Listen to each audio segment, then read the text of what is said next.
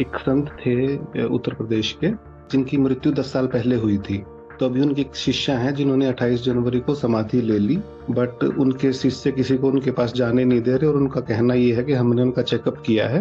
वो तो बोलते हैं कि जब दीक्षा ली जाती है तो तुम्हारे जितने कर्म हैं वो गुरु पे आ जाते हैं। अरे मर गया गुरु। देखिए, ये बहुत सारी बातें तो सिर्फ इसलिए चल रही हैं क्योंकि हम ये मानने को तैयार नहीं होते कि हम मिट्टी मात्र हैं। हाँ परविंदर जी बताइए। नमस्कार आचार्य जी। आचार्य जी, आज एक न्यूज मेरे सामने आई जिसमें एक संत थे उत्तर प्रदेश के, जिनकी मृत्यु 10 साल पहले हुई थी। तो अभी उनकी एक शिष्या हैं जिन्होंने 28 जनवरी को समाधि ले ली, ये बोल के कि मेरे गुरुजी मेरी समाधि में आए थे और उन्होंने मुझे कहा है कि मुझे दोबारा से शरीर में लाने के लिए तुम्हें भी समाधि लेनी होगी। और गुरुजी नींद में आए थे? समाधि में। मन गुरुजी सपने में आए थे? कहाँ आए थे? इससे हाँ, सपने में ही। सपने? इससे समाधि में बैठी थी तब अच्छा ठीक, ध्यान में बैठी थी। ठीक। ठीक ठीक ठीक। तो अभी वो 28 जनवरी को उन्होंने समाधि ली थी और अभी उनकी जो मेडिकल चेकअप हुआ है उसमें उनकी हार्ट बीट और पल्स तो नहीं है। बट उनके शिष्य किसी को उनके पास जाने नहीं दे रहे और उनका कहना ये है कि हमने उनका चेकअप किया है, उनके ब्रेन एक्टिविटी है ईसीजी में, लेकिन वो किसी को जाने नहीं दे रहे उनके पास। तो अभी मेरा प्रश्न ये है कि एक धर्म को लेके एक साइड में जितना इंफॉर्मेशन बढ़ रहा है, साइंस बढ़ रही है, और धर्म उसी अनुपात में धर्म को लेके जो ये अज्ञान है और जो ये है, एक तो ये बढ़ रहा है। दूसरा, अभी भी बहुत सारे जो ये सेक्ट या इस तरह की संस्थाएं चलती हैं उसमें ये पूरी परंपरा अभी भी चल रही है कि एक गुरु गए तो दूसरा गुरु बोलता है कि मैं उसका इनकारनेशन हूं या उन्होंने समाधि ली है, या इस तरह की जो बातें हैं। तो इसमें आपसे मैं जो समाधि का जो सही अर्थ है और जो विकृतियां चल रही उसके बारे में थोड़ी सी आप अगर प्रकाश डाल।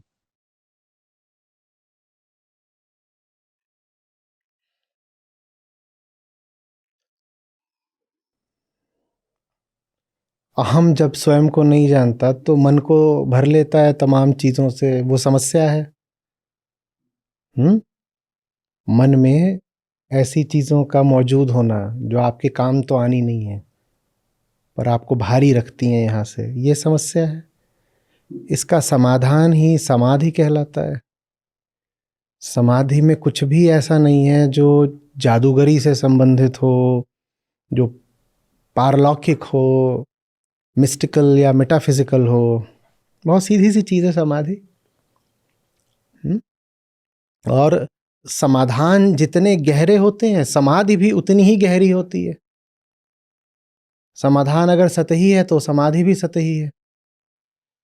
सबसे गहरा समाधान क्या होता है कि जिसको समस्या है उसको साफ दिख जाए कि मैं ही समस्या हूं। ये आत्मज्ञान की एकदम ऊंचाई है। ये गहरी समाधि होती है। समाधि का संबंध समाधान से है, समाधान का संबंध समस्या से है, समस्या का संबंध जो समस्याग्रस्त है उससे है। तो यही समाधि है। बाकी समाधि का आंखों के बंद होने से, लेटने से, शरीर की अवस्था से तो कोई रिश्ता होता नहीं। देखिए, ये बहुत सारी बातें तो सिर्फ इसलिए चल रही हैं क्योंकि हम ये मानने को तैयार नहीं होते कि हम मिट्टी मात्र हैं। हम मानते हैं कि शरीर है अधिक से अधिक मिट्टी का, मैं मिट्टी नहीं हूं। अहंकार का दावा होता है कि अगर कुछ मिट्टी है तो अधिक से अधिक शरीर है। वो मान भी लेगा मिट्टी, वो कहेगा शरीर मिट्टी है, मैं मिट्टी नहीं हूं। मैं कौन हूं? मैं जीवात्मा हूं। तो मिट्टी जब गिर भी जाएगी उसके बाद भी मैं तो बचा हुआ रहूंगा। अहंकार बहुत डरा हुआ होता है, अजीब किस्म की वो मूल्य व्यवस्था भीतर रखता है। उसको बड़ा अपमान लगता है ये मानने में कि वो मिट्टी मात्र है, और बड़ा उसको डर लगता है स्वीकारने में कि जिस दिन शरीर गिरेगा उस दिन वो भी नहीं बचेगा। तो हमने अपने साथ ही ये खेल खेला है, साजिश जैसी कर ली अपने साथ ही। हमने बोल दिया कि अधिक से अधिक ये सब मिट्टी है, भीतर इसके एक चीज बैठी हुई है जो मिट्टी नहीं है। और वो जो हमने भीतर चीज बैठा दी है ना, मिट्टी नहीं है, वही सारे पाप की जड़ है, वही सारे दुख का मूल है, वही मूल भ्रम है। उसी को अहंकार बोलते हैं, उसी को जीवात्मा बोलते हैं। वो है ही नहीं, पर हमने उसको आविष्कृत कर लिया है और हम जीवात्मा को आत्मा के समतुल्य मानने लग गए हैं। अब आत्मा बोध का दूसरा नाम है, आत्मा अनंत सत्य है और जीवात्मा एकदम मिथ्या। लेकिन हमने आत्मा और जीवात्मा को एक ही बात मान लिया है। आत्मा का अर्थ होता है ये जान लेना कि जीवात्मा मिथ्या है। आत्मा माने ये जान लिया कि अहंकार मिथ्या है, ये आत्मा है। लेकिन हमने आत्मा और जीवात्मा एक बना दिए, जैसे कि सत्य और झूठ एक होते हों। तो उस कारण फिर समाधि को लेकर के तमाम तरह के तमाशों के लिए रास्ता खुल जाता है। गुरुजी मर गए पर उनकी चिड़िया भीतर से निकली और आकर के चेले जी में घुस गई है। अब चेले जी बोलेंगे मैं नया गुरुजी हूं। ये सारा तमाशा संभव ही नहीं हो पाता अगर हमारे मन में उस चिड़िया की अवधारणा नहीं होती कि ये मिट्टी का तो घट है, पर इस घट के भीतर एक चिड़िया बैठी है। वो सारी समस्या ये है कि हमने डर के मारे ये मानने से ही मना कर दिया है कि हम मिट्टी मात्र हैं। ये हमने मानने से ही मना कर दिया कि जिसको हम चेतना बोलते हैं वो वास्तव में प्रकृति की ही पैदाइश है, कि शरीर की ही एक खास संरचना, एक खास अवस्था चेतना बन जाती है। ये हम मानना ही नहीं चाहते। ये शरीर का एक कॉन्फ़िगरेशन होता है जिसमें से चेतना उदित होती है, ये हम मानना नहीं चाहते। हम कहते हैं नहीं, शरीर अलग है, चेतना अलग है। और शरीर अलग है, चेतना अलग है, तो शरीर की मृत्यु के बाद भी फिर हम कहते हैं चेतना तो बची रहती होगी। उसी चेतना को फिर चेले जी ने कहा कि गुरु जी से निकली और मेरे अंदर आ गई है। सारा पाखंड उसी से होता है। शोषण का सारा कारोबार जीवात्मा पर आधारित है कि देखो तुम मर जाओगे लेकिन तुम्हारी जीवात्मा तो स्वर्ग जाएगी ना, उसे स्वर्ग भेजने के लिए हमें पैसे दो, पैसे दो। और अगर तुमने कुछ गड़बड़ करी तो तुम्हारी जीवात्मा जाकर के नरक में सड़ेगी, नरक से बचाना तो भी पैसे दो। तो इंसान को काबू में रखने के और इंसान का शोषण करने के हजार तरीके बस उसी आंतरिक धोखे पर आधारित हैं कि भीतर एक चिड़िया बैठी है, वो उड़ेगी। कोई दुर्दशा में है, बहुत खराब हालत में है, तो उसको जाके सांत्वना दे दी कि तुम इसलिए खराब हालत में हो क्योंकि तुम्हारी ये जो चिड़िया है ये पहले के कर्मों का बोझ लेके चल रही है। तो तुम जब पैदा हुए तो इस चिड़िया के ऊपर पुराने पिछले जन्म के कर्मों का बोझ था, इसलिए आज तुम दुर्दशा में हो। तो फिर वो व्यक्ति अपनी दुर्दशा के असली कारण कभी जान नहीं पाता, और जब असली कारण कभी नहीं जान पाता तो फिर उन कारणों से कभी मुक्त भी नहीं हो पाता। दुख स्थायी हो जाता है।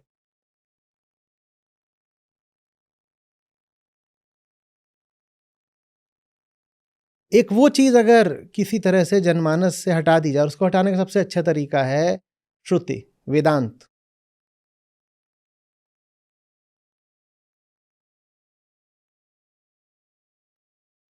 वेदांत नहीं मानता भाई कि यहां से निकल के चिड़िया किसी और के शरीर में घुस गई।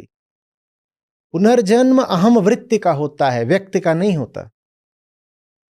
वेदांत पुनर्जन्म की बात करता है, बौद्ध दर्शन भी पुनर्जन्म की बात करता है, पर व्यक्ति का थोड़ी पुनर्जन्म होता है। ये जो प्रकृति में व्याप्त वृत्ति है उसका जन्म होता है बार बार, ठीक वैसे जैसे सागर लहरें लेता रहता है, जैसे पेड़ों पर पत्ते आते रहते हैं। एक पत्ता गिरा तो अगला पत्ता आएगा पेड़ पर जो पत्ता गिर गया वो खुद थोड़ी कभी लौट के आएगा। एक लहर उठी और गिरी, सागर में समा गई, उसी जल बिंदु से, उसी अणु से अब दूसरी लहर उठेगी और गिरेगी, पर वो पहली लहर जैसी थोड़ी होगी। या ये आप थोड़ी बोलोगे कि पहली लहर ही दूसरा जन्म लेकर के आ गई है। पहली लहर तो एक बार आई और एक बार गई, वो दोबारा कभी नहीं आएगी। हाँ, दूसरी लहर पहली लहर के गुणों में एक सी है, पर वो पहली लहर ही है, ये तो आप नहीं बोल पाओगे।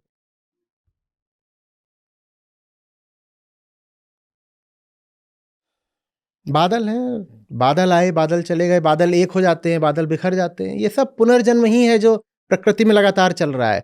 जो मिटता है वही दोबारा खड़ा हो जाता है, इसको कहते हैं पुनर्जन्म। प्रकृति में जो मिटता है वही दोबारा खड़ा हो जाता है, पुनर्जन्म है। बारिशें आई, बारिशें गई, बारिशें फिर से आ गई, ये पुनर्जन्म है एक तरह का। प्रकृति में कुछ भी ऐसा नहीं है जो लौट के ना आए, ये पुनर्जन्म। पर व्यक्ति लौट कर नहीं आता। संतों ने इतना गाया है ना, दुर्लभ मानुष जन्म है, देह न बारंबार, हीरा जन्म अमोल है, कौड़ी बदले जाए। इसका क्या मतलब है कि ये भाई ये नहीं मिलेगी दोबारा, तुम्हारे पास तो एक ही जन्म है। पुनर्जन्म होगा पर तुम्हारा नहीं होगा, प्रकृति का पुनर्जन्म होगा, व्यक्ति का पुनर्जन्म नहीं होगा। समष्टि का पुनर्जन्म होता है, व्यष्टि का पुनर्जन्म नहीं होता। लेकिन वो जो चिड़िया वाली चीज थी, उसमें बहुतों के स्वार्थ गुथे हुए थे, तो वो बात जो है वो चलती गई चलती गई चलती गई। अब उसी बात को लेकर के ये सब भी हो जाता है कि गुरुजी मर गए पर चेले बोल रहे हैं कि गुरुजी की जीवात्मा हम में समा गई, अब हम गुरु हैं। और ये जिस तरह के और जितने भी बातें होती हैं,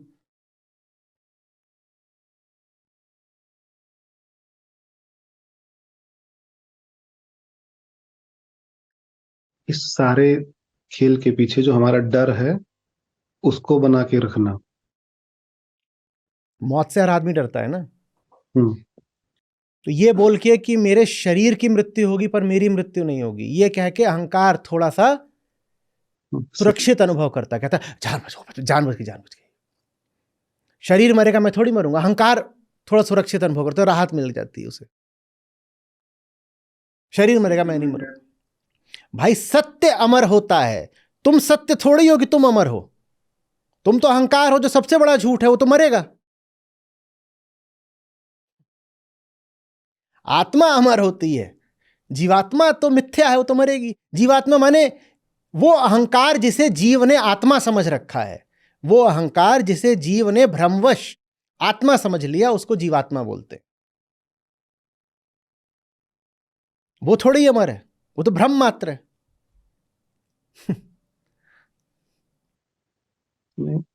शिष्य के अहंकार को भी पोषण मिलता है कि हमारे गुरु में ये है, ये स्पेशल गुण है।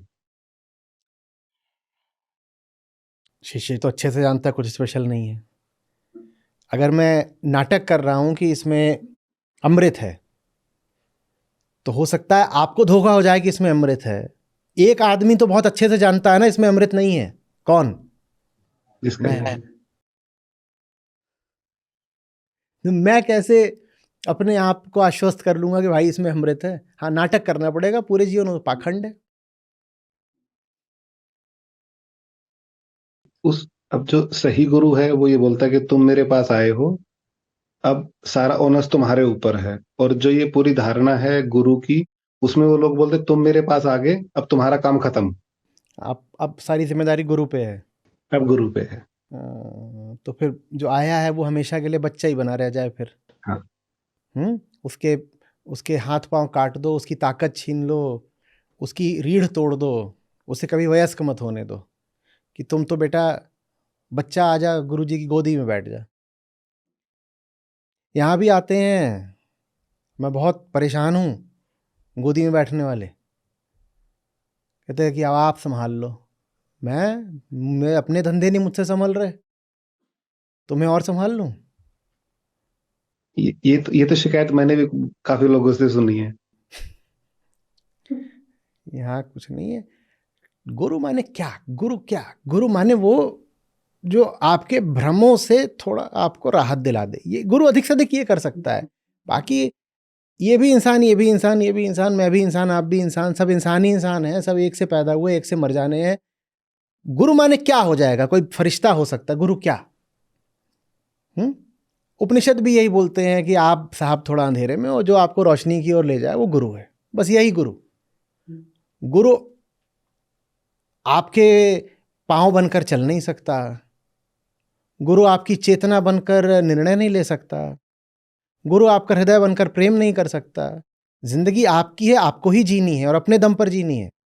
और अगर कोई आपका गुरु है या सिर्फ मित्र है या शुभेच्छु है, तो उसका कर्तव्य है कि वो आपको आपके कदमों पर चलने लायक बनाए। ये तो किसी के खिलाफ साजिश हो गई और हिंसा हो गई कि आप कह दो कि तू आजा मेरे, बैठ जा कंधे पे और जीवन भर मैं तेरे ढोऊंगा। ये तो ऐसा है कि आपने किसी की टांगें छीन ली, अब वो जिंदगी भर बैसाखी पे चलेगा। और गुरुओं ने खूब करा है, वो अपने शिष्यों को हैंडीकैप कर देते हैं।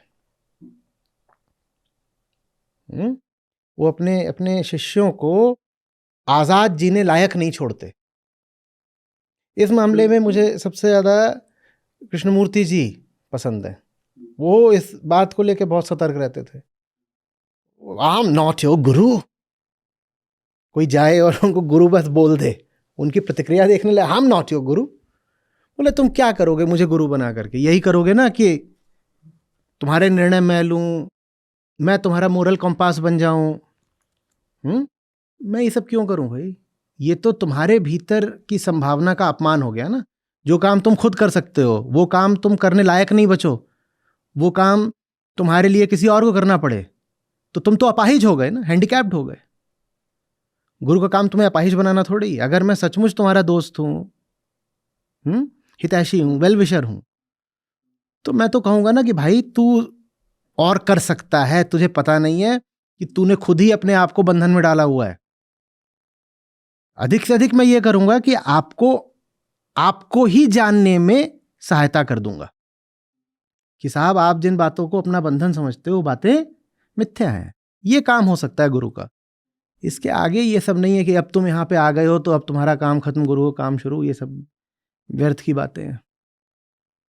वैसे में दोनों कूप पड़ंत। जो उनकी जो प्रचलित परिभाषा है वो ऐसी है कि एक ऐसा ट्रेनर जो तुम्हारे लिए वर्कआउट कर ले। हाँ, आप जिम में जाओ और जैसे ही आप जिम में पहुंचे ट्रेनर ने वर्कआउट शुरू कर दिया। बहुत बढ़िया, बहुत बढ़िया। मैं ये नहीं देख रहा कि इसमें उस कैंडिडेट का होगा, मैं ये देख रहा हूँ ट्रेनर कितने दिन जिंदा रहेगा। क्योंकि मैं इस इक्वेशन के दूसरे छोर पर हूं ना, मैं इस इक्वेशन के दूसरे छोर पे हूं ना, कि जितने आ रहे हैं जिमिंग के लिए, तो एक आया, उसकी जिमिंग कैसे हो रही है कि उसको बैठा दिया कुर्सी पे और ट्रेनर वर्कआउट कर रहा है। अच्छा, अब अगला आएगा, अब उसके लिए ट्रेनर वर्कआउट कर रहा है। मैं तो इसमें जानना चाहता हूँ ट्रेनर कितने दिन जिएगा। वो तो बोलते हैं कि जब दीक्षा ली जाती है तो तुम्हारे जितने कर्म हैं वो गुरु पे आ जाते हैं। अरे मर गया गुरु।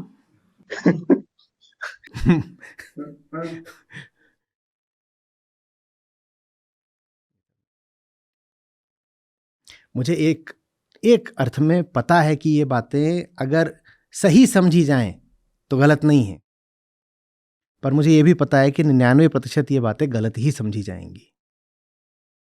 इन बातों का कि आप जब आते हो गुरु के पास तो आपके कर्म वो अपने ऊपर ले लेता है, इन बातों का एक अर्थ होता है, पर वो बहुत सूक्ष्म और बहुत गहरा अर्थ होता है। उतना गहरा अर्थ तो हम कभी करते ही नहीं। हम जो अर्थ करते हैं वो पूरा गलत होता है, और वो पूरा का पूरा बिल्कुल नाशकारी अर्थ होता है। उसमें गुरु चेला दोनों डूबते हैं। अपनी अपनी जिंदगी, अपनी अपनी जिम्मेदारी। दूसरा कुछ आपसे दो बातें कर सकता है, कुछ सलाह दे सकता है, आपकी राह में अंधेरा है वो रोशनी डाल सकता है, लेकिन दूसरा आपके लिए चल नहीं सकता, ना दूसरा आपकी मंजिल पर आपके लिए पहुंच सकता है। आपका रास्ता आप चलोगे, आपकी मंजिल आप पहुंचोगे।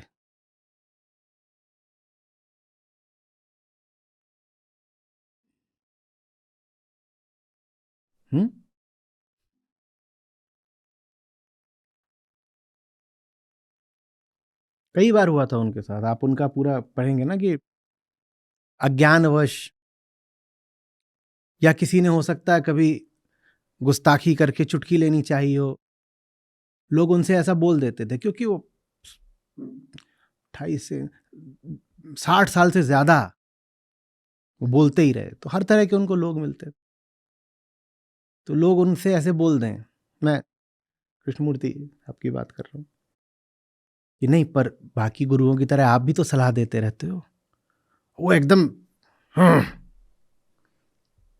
आई don't do it on purpose. Further I am not preaching, we are just discussing, I am not an authority. मैं कोई खास ज्ञान लेके थोड़ी आया हूं। दो लोग आपस में बात कर रहे हैं तो उसमें मैं गुरु कैसे हो गया? हम तो बात कर रहे हैं बस। ये अलग बात है कि उस बातचीत में सारे समय बोल, पर आप उनसे जैसे ही बोलोगे कि पर आप भी तो ज्ञान दे रहे हो गुरु की तरह, क्या बोलते थे? No, we are just discussing. और आपको समझना पड़ेगा, वो बहुत बहुत कोमल व्यक्ति थे और बहुत अहिंसक, बहुत संवेदनशील। उन्होंने देखा था कि ये जो पूरा गुरु वाला कारोबार चलता है, इसने पूरी दुनिया की, विशेषकर भारत की, कितनी क्षति करी है। और ये हम 1950 और 60 और 70 के दशक की भारत की बात कर रहे हैं। वो सब देखते थे कि क्या होता है ये गुरु चेले के धंधों में, तो एकदम रहते थे नहीं नहीं नहीं, नो अथॉरिटी, नो गुरु, अपना रास्ता खुद देखो, खुद समझो, खुद बनाओ। बिल्कुल ठीक है।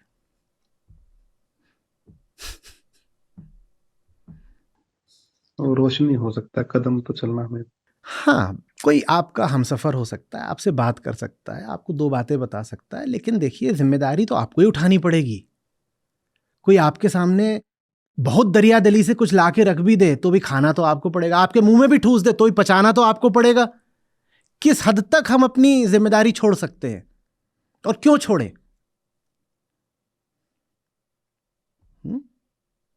सही ट्रेनर तो रुलाएगा, और सही ट्रेनर तो रुलाएगा।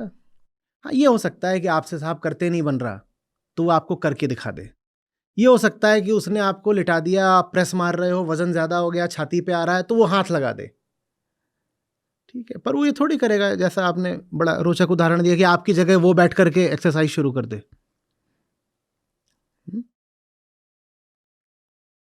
और हाँ, ये बिल्कुल सही बात है, आप उससे जो मांगने गए हो वो देगा आपको, पर आपके तरीके से थोड़ी दे देगा। आप उससे जब पहले दिन मिलते हो तो आपसे पूछता है बताओ यहां क्यों आए, क्या करना है, स्ट्रेंथ ट्रेनिंग है, बल्क चढ़ाना है, वेट लॉस, इंच लॉस, क्या करना है, सब पूछेगा, फिटनेस बढ़ानी है, ये सब पूछेगा। एक बार आपने बता दिया, कहेगा ठीक है ये मैं कर दूंगा, पर तरीका तो मेरा होगा। और कोई भी तरीका हो, ट्रेनर तो रुलाता ही है। वो कितना भी सद्भावना से काम कर ले, कष्ट तो आपको ही झेलना पड़ेगा, और बिना कष्ट झेले तो कुछ भी नहीं मिलता। अगर वो रुला नहीं रहा तो काम भी नहीं हो रहा। अगर आप जिम में रो नहीं रहे हो तो आपका काम भी नहीं हो रहा है। हाँ, जबरदस्ती नहीं रुलाना चाहिए, बिल्कुल। जो काम जितने कम कष्ट में हो सके उतने कम कष्ट में करना चाहिए, पर कोई सोचे कि बिना कष्ट के हो जाएगा, तो बिना कष्ट के तो नहीं होगा।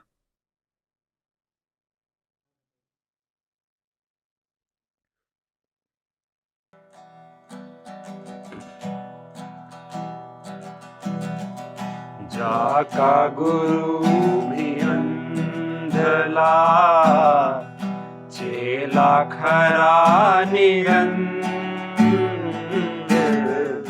जाका गुरु भी अंधला, चेला खरा निरंद। अंधा अंधा ठेलिया, दोनों कूप पड़ंत रे साधो, दोनों कूप पड़ंत। साधो यह संसार है, जैसा से मल फूल।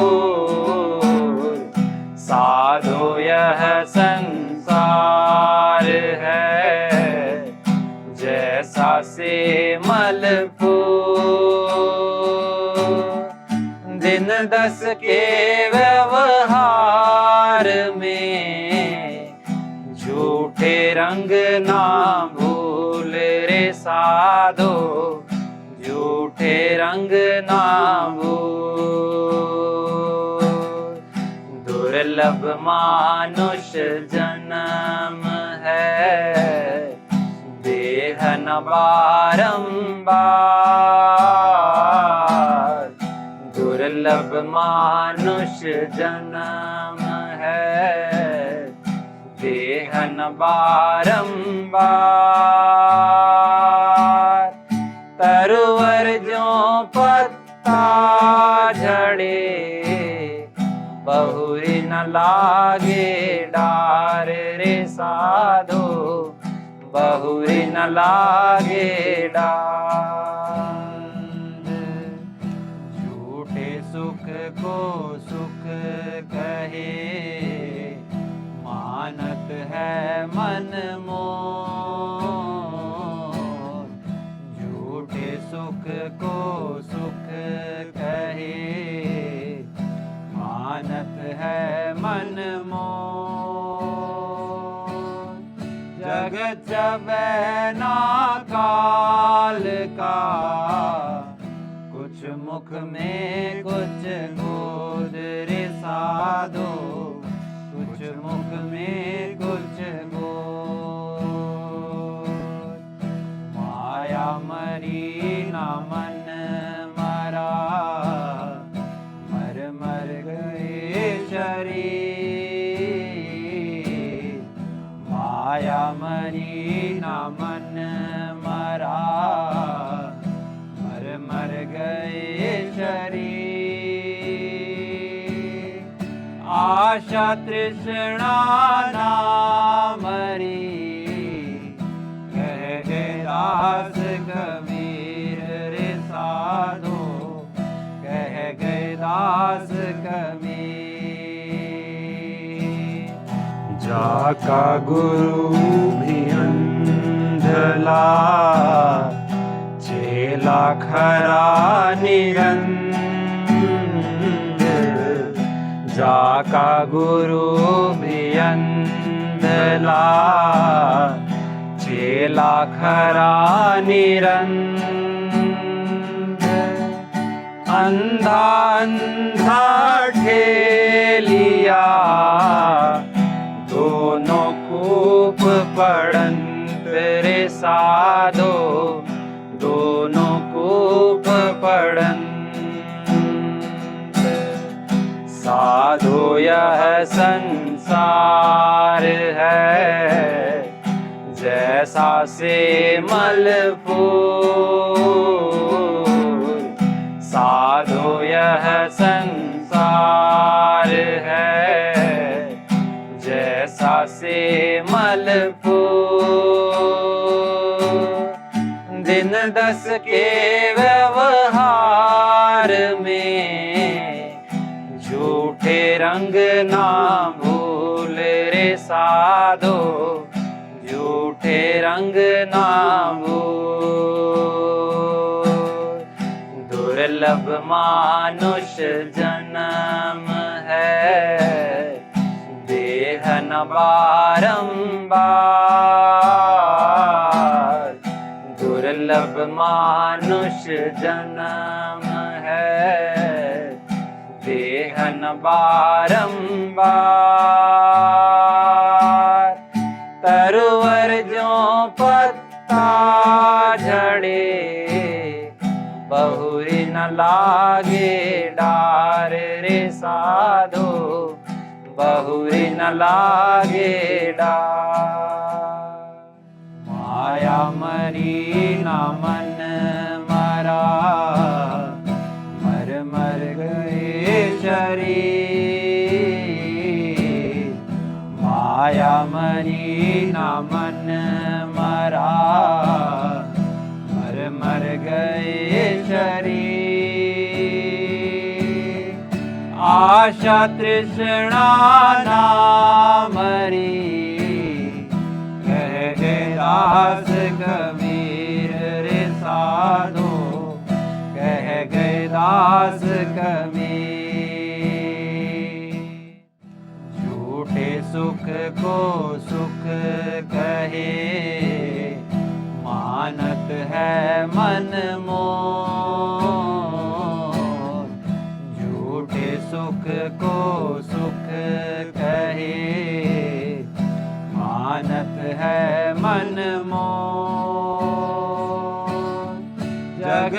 सबे ना काल का, कुछ मुख में कुछ गोद रे साधो, कुछ मुख में कुछ गोद।